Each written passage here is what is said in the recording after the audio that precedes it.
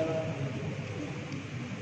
على توالي نعمه وإفضاله وجوده ونواله، وصلى وسلم وكرم وعظم على سيدنا محمد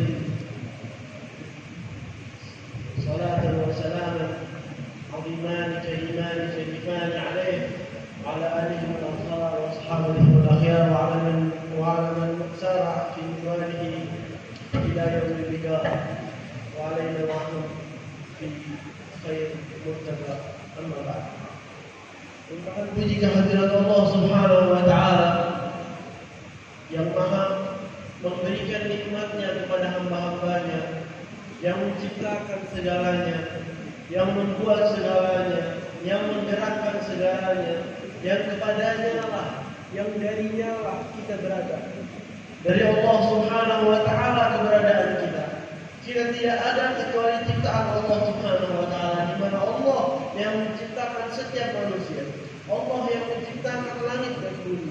Allah yang menciptakan matahari, bulan, bintang dan segala-galanya adalah ciptaan Allah Subhanahu wa Ta'ala. Allah buat ciptaan ini berjalan tahun demi tahun, masa demi masa, abad demi abad, kelompok demi kelompok. Berjalan mereka tanpa berhenti. Begitulah ciptaan Allah.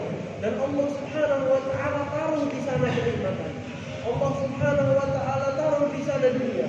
Allah taruh di sana musibah. Allah taruh di sana kehidupan. Allah taruh di sana kematian. Allah Subhanahu wa Ta'ala menjalankan bumi ini bola yang berputar yang tidak ada yang bisa menghentikannya. Begitulah berjalan kehidupan ini. Sampai sekarang kehidupan masih berjalan, waktu masih berjalan dengan izin Allah Subhanahu wa Ta'ala.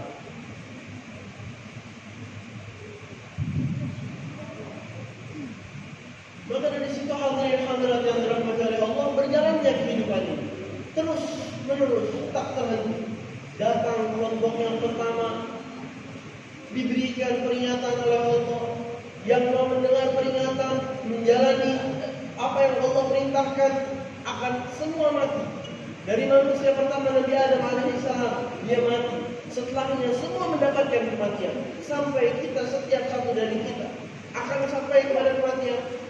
Yang tua mati, yang muda mati. Banyak orang-orang lahir dan keluar dari perut ibunya langsung meninggal. Banyak orang-orang sudah meninggal sebelum keluar dari perut ibunya. Allah Subhanahu wa Ta'ala tidak tahu semua rahasia Allah. Allah jalankan kehidupan ini sampai suatu hari Allah berhentikan semuanya. Datang hari kiamat, datang hari kemurkaan Allah Subhanahu wa Ta'ala. Hari yang besar, yang agung, di mana di hari itu hilang semua harga, hilang semua kebesaran, hilang semua apapun. Harta yang kita miliki tidak ada harganya lagi. Rumah tidak ada harganya. Kesehatan tidak ada harganya. Pakaian tidak ada harganya. Mobil tidak ada harganya. Kendaraan tidak ada harganya. Makanan yang enak, minuman yang enak tidak ada harganya. Tidak ada nilainya.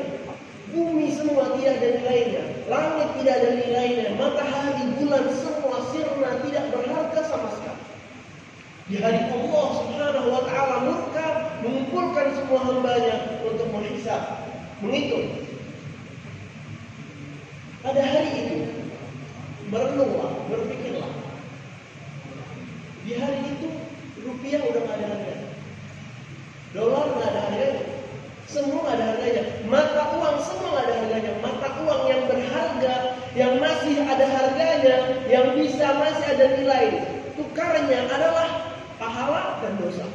Amal yang kita bawa, salawat sama Nabi Muhammad sallallahu alaihi wasallam, itu yang kita bawa. Sedekah yang kita keluarkan, seperti tadi yang kita dengarkan, ini patut dicontoh.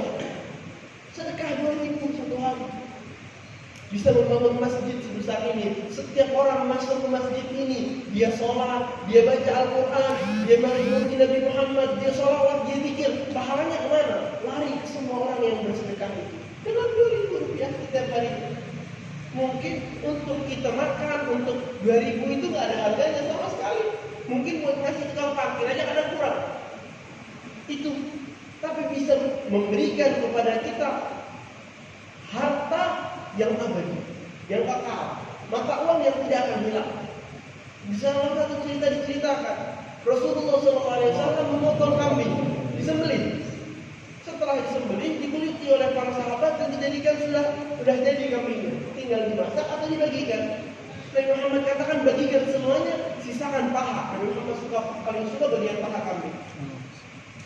Dibagikan semuanya, tinggal pahanya saja. Setelah itu Nabi Muhammad keluar, kembali Nabi Muhammad ke rumahnya, tanya sama istrinya, Sayyidah Aisyah, ya Aisyah, apa yang tersisa? Apa ada makanan yang kita punya? Dijawab oleh Sayyidah Aisyah, kita masih punya paha. Kambing itu semua udah habis, tinggal pahanya aja. Tinggal pahanya aja, yang lain udah habis dibagi-bagi.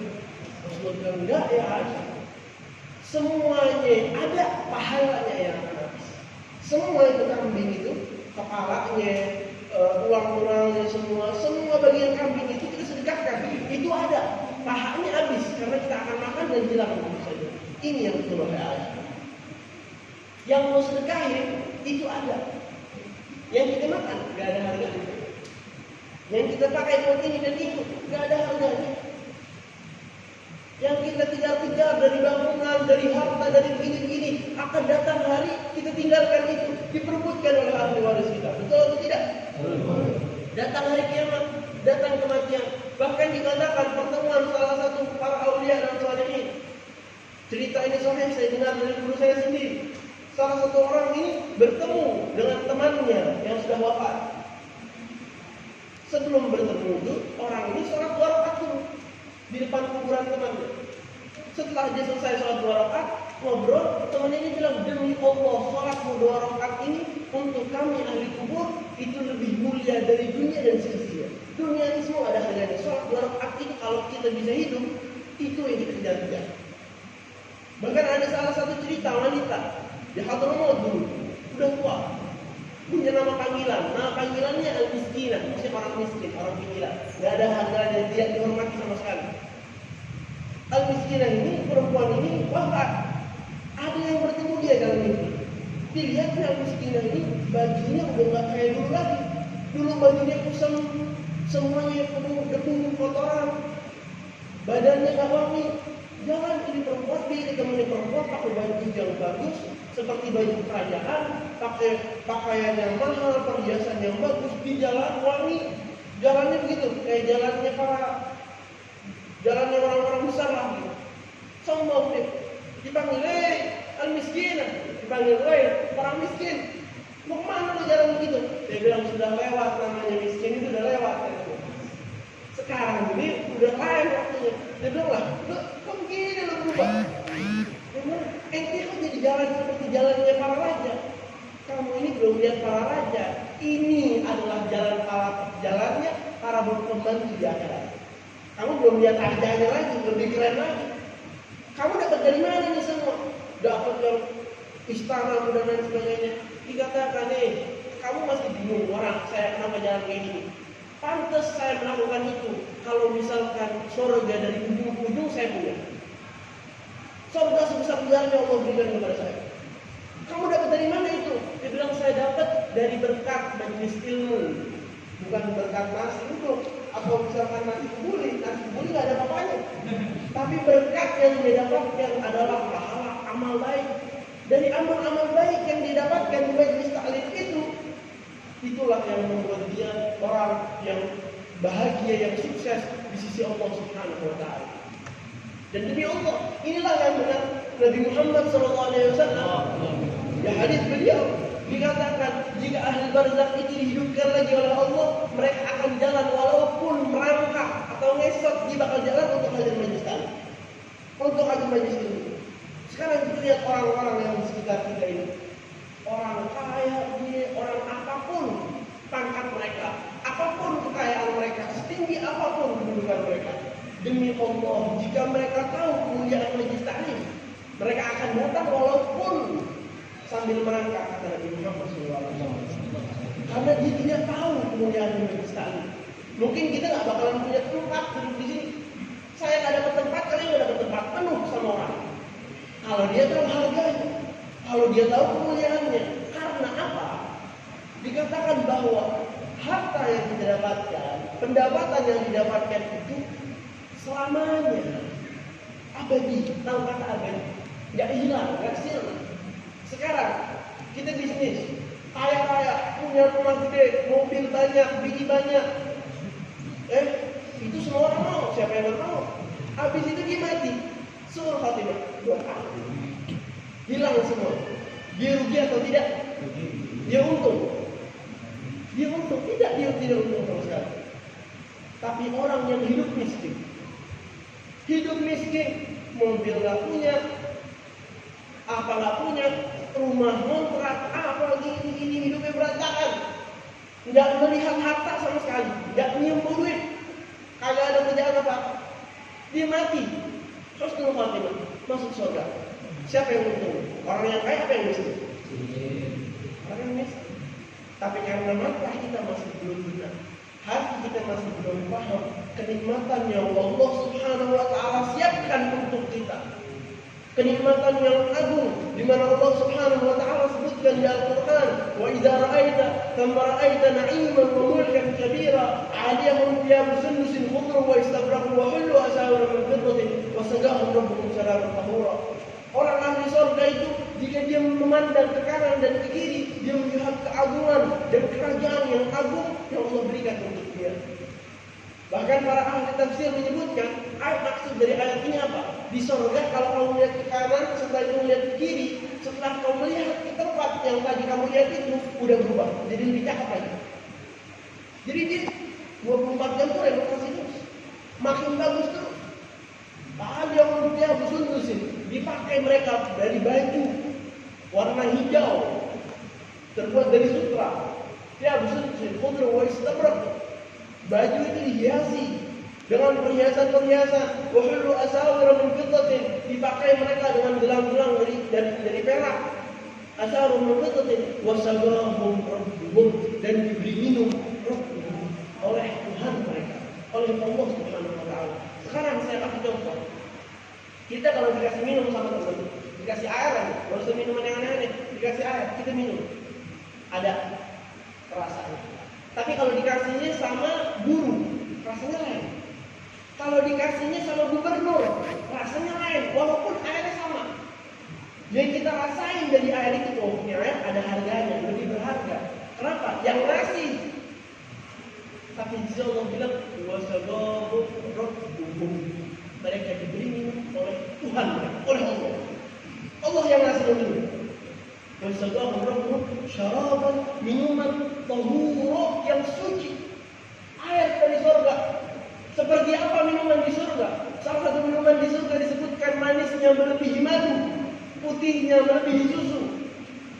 Tidak bisa kita bayangkan. Wasagahu rabbuhum syaraban tahura, kenikmatan di atas kenikmatan. Bahkan disebutkan di surga nanti itu salah satu istana yang dimiliki.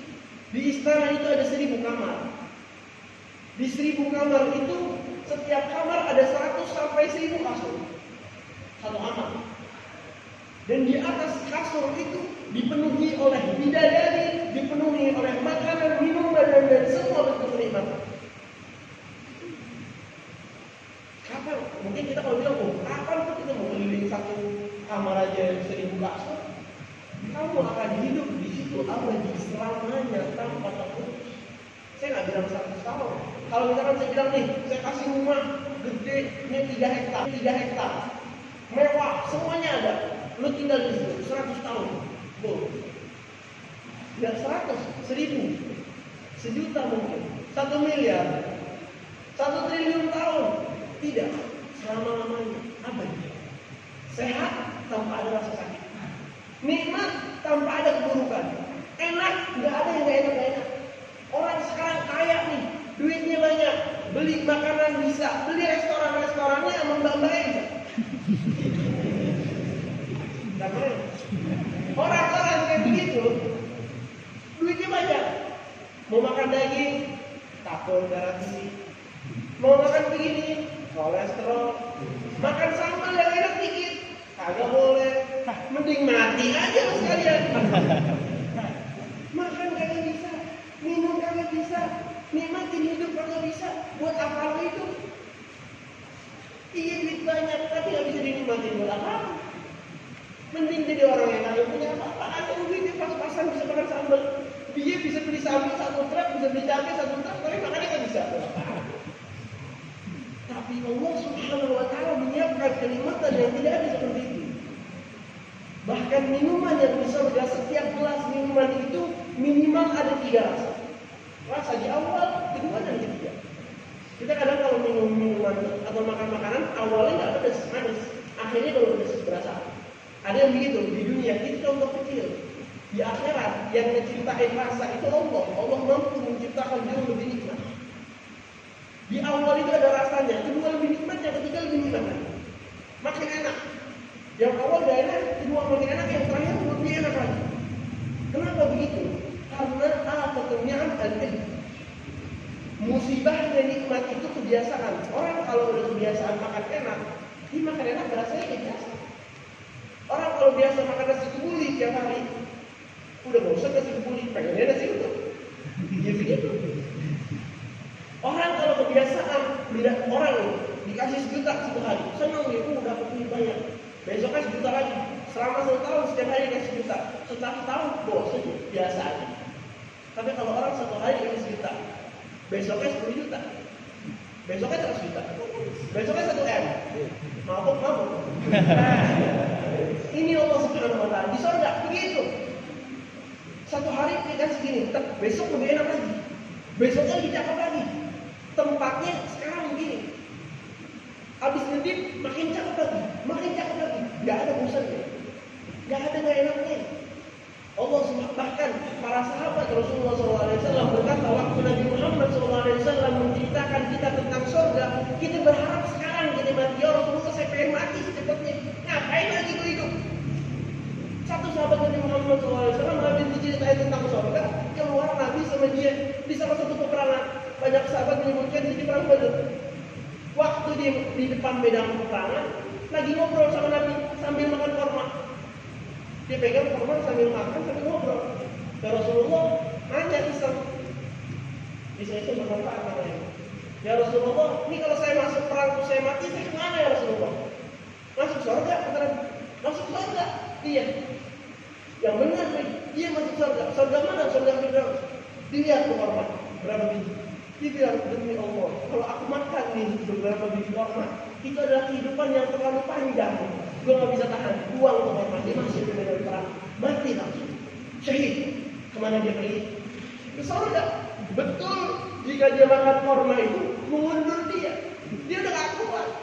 Kita kalau mau beli HP baru aja nungguin korma, mau makanan aja nungguin korma, dia udah gak kuat lagi, mau masuk surga Allah Subhanahu wa Ta'ala.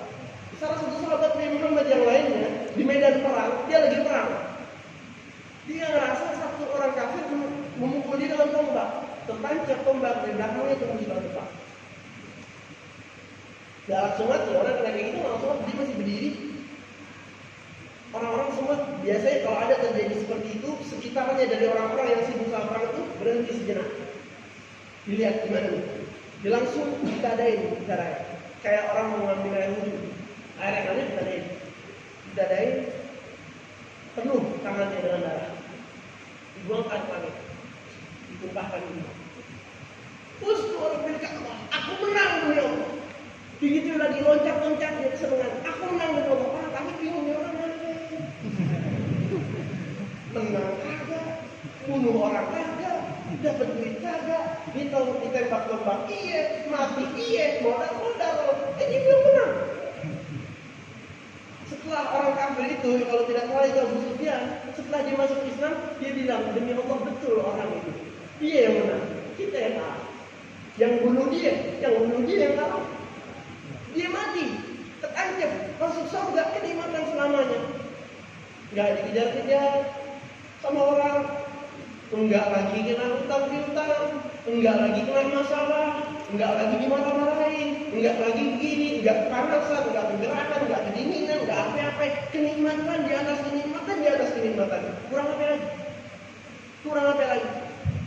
Sekarang masalahnya adalah banyak orang lebih memilih besi yang akan hilang daripada emas yang abadi. Dunia itu ibaratkan besi, kalau nggak kayu. Udah besi, kayu bakal hilang lagi. Sebentar doang.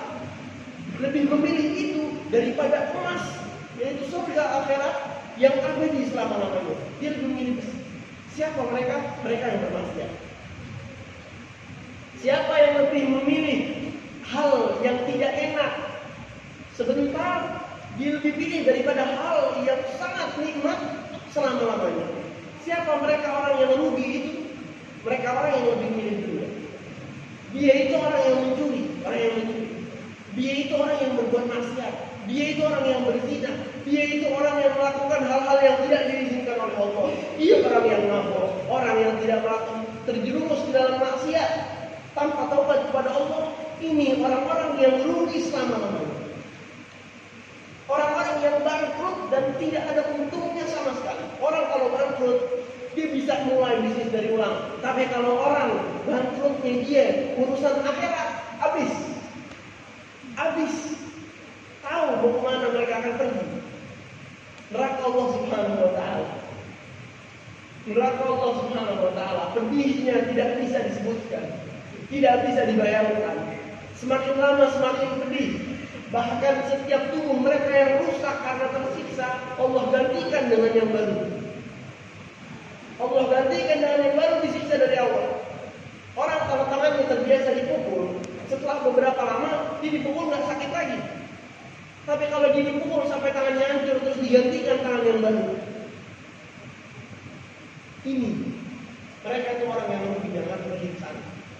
Sekarang pilihlah jalan yang kamu pilih. Masih mau bermaksiat, masih mau meninggalkan sholat, masih mau melupakan Allah, masih mau melupakan ajaran Nabi Muhammad, masih mau meninggalkan sunnah Nabi Muhammad, masih mau melupakan salawat sama Nabi Muhammad, masih mau lebih memilih orang-orang kafir yang tidak ada harganya, jalan hidup gaya hidup mereka lebih daripada jalan dan gaya hidup yang diturunkan oleh Allah. Masih mengidolakan orang-orang yang kita tidak tahu kemana mereka akan membawa kita. Jalan Allah lah jalan yang suci. Jalan Allah jalan yang benar. Al-Quran, kitab yang paling mulia yang pernah diturunkan, itu yang kita ikuti. Itu yang kita kejar. Hadirin hadirat yang dirahmati Allah, ketahuilah bahwa yang bermaksiat rugi. Kalau ente pernah maksiat, ente rugi. Dan kerugian itu tidak bisa tertutup Islam. Dosa ente bisa diampuni, tapi kerugian itu nggak bisa tertutup. Kenapa? Orang yang pernah bermaksiat, dia rugi waktu. Waktu yang dia pakai buat maksiat itu nggak bakal kembali lagi. Sampai kapanpun. Jadi kita lihat kita bisa apa enggak tahan maksiat. Ketahui bahwa maksiat itu kerugian. Ketahui bahwa jauh dari jalan Allah itu kerugian. Hadirin hadirat yang dirahmati Allah, kita minta sama Allah. Kita berdoa kepada Allah. Wahai Allah, beri kita taufik, beri kita hidayah, beri kita taufik, beri kita hidayah menjalani yang baik, menjauhi ajaran yang tidak baik, menjauhi jalan yang tidak baik. Beri kita taufik dan dapat hidayah menjalani perintah-Mu, mendapatkan keuntungan dunia dan akhirat, menjalankan perintah-Mu, menjauhi larangan-Mu, menjalani sunnah Nabi Muhammad. Idola kita Nabi Muhammad, idola kita Nabi Muhammad, idola kita Nabi Muhammad. Kita wafat di jalan Nabi Muhammad SAW. Dari kalimat terakhir yang keluar dari lisan kita, la ilaha illallah Muhammadur Rasulullah. Kita mau dicabut nyawa kita dalam keadaan ini. Kita mau kita wafat seperti sahabat yang wafat, yang dia teriak fustu rabbil Ka'bah. Kita mau meninggalnya kita, hari wafatnya kita itu hari kemenangan kita. Itu hari keberuntungan kita. Ya Allah, ya Allah, ya Allah, ampuni dosa kita. Ampuni dosa kita. Ampuni dosa kita, dosa kerabat kita, keluarga kita, orang tua kita yang sudah wafat. Angkat derajat mereka setinggi-tingginya. Jauhkan siksa kubur dari mereka. Jauhkan semua kesulitan dari mereka. Yang masih hidup, beri mereka hidayah. Beri mereka hidayah. Saudara kita yang masih belum tahu nikmatnya sholat, masih belum tahu nikmatnya ibadah, beri mereka taufik, beri mereka hidayah. Teman-teman kita, saudara-saudara kita, tetangga kita yang masih terjerumus dalam maksiat, masih terjerumus dalam dosa, angkat mereka ya Allah, bantu mereka ya Allah, ampuni mereka ya Allah. Jika bukan Engkau yang mengampuni, tidak ada lagi yang bisa mengampuni dosa selain-Mu. Ya Allah, ya Allah, ampuni dosa kami. Ya Allah, angkat penyakit dari kami, angkat penyakit dari umat Islam semua, angkat penyakit ini, wabah ini, musibah ini dari kami, dari keluarga kami, tetangga kami, anak-anak orang yang kami kenal dari semua umat Nabi Muhammad, dari semua penduduk negeri ini, dari semua manusia. Kita tidak ridho walaupun orang kafir musuh Islam terkena penyakit, kita tidak mau ya Allah. Kita mau semua sehat walafiat. Kita mau semua dalam sebaik-baiknya keadaan di jalan yang Kau ridhoi. Ya Allah, ya Allah, ya Allah. Juga kita doakan untuk panjang umur, sehat walafiat kepada ustaz-ustaz kita, Ustaz Diki Mulyadi, juga Ustaz Saifullah, juga Ustaz Suhadi, juga Pak RT Edi, dan juga Ketua BPD Desa Pahlawan Setia, dan juga semua orang-orang yang tidak bisa disebutkan nama mereka satu persatu. Kita doakan juga kepada guru-guru kita, orang-orang baik. Kita doakan Allah jauhkan mereka dari semua permasalahan. Allah berikan mereka semua kebaikan. Wassalamualaikum warahmatullahi wabarakatuh. Wassalamualaikum warahmatullahi wabarakatuh.